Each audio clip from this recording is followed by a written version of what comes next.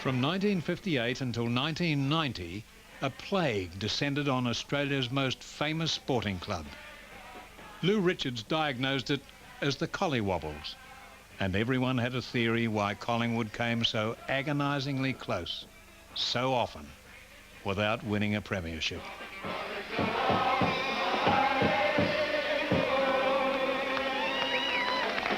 Along Lily Street, we had 2 or 3 trees there, and we had to demolish them in '59. And there used to be nests of magpies up there. And, you know, if you wasn't careful coming along Lily Street, they'd come down and peck you. But when the trees went, the magpies went. That's one of the reasons why I think we haven't won a premiership. The magpies deserted us. If the deserting magpies took the good fortune with them, assistant coach Neil Mann thought he had the lucky charm for coach Bob Rose before the '66 grand final against St Kilda.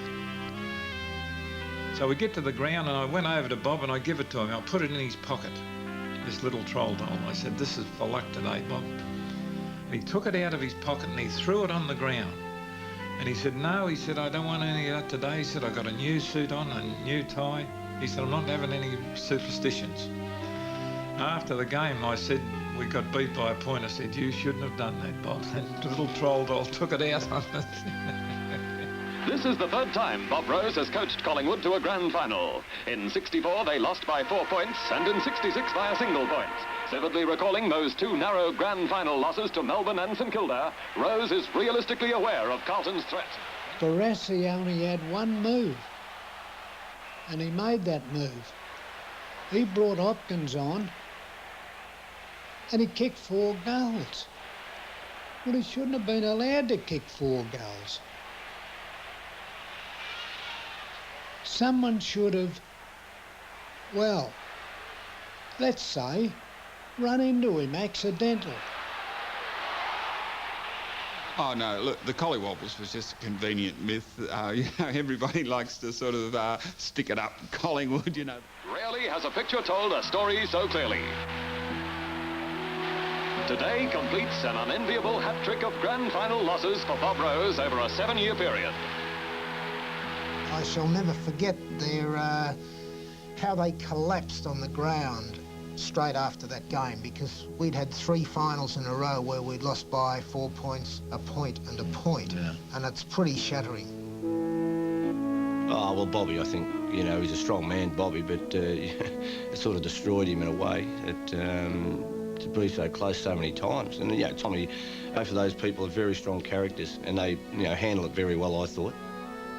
Collingwood fans could always bask in the 2 flags of the '50s, though in 1951, Lou Richards was already putting his boot in his mouth. So I said to my brother, "Now, when it comes for nominations for captain, you nominate me." So Ronnie nominated Lou Richards for captain, and there was deathly silence in the room, and no one seconded it. I never became captain that year, but I made it my business I'd do a bit of PR for myself the next year, and I became captain. Collingwood's benefactor was John Wren, whose gifts to players were legendary. Mr. George Stewart, a great friend of Mr. Wren. Mr. Wren started to come down and tell me, firstly, to give the players £500. You beauty. A lot of money, they won at £500. Oh. It sort of brings back memories of how great old Jock was and how emotional he used to be. And he passed away just after this, and so did John Wren, the man that he mentioned that gave the £500. I'd like to thank all the players for the magnificent job done on the day. And if anyone says that side's a true Collingwood side, well, they can knock me down.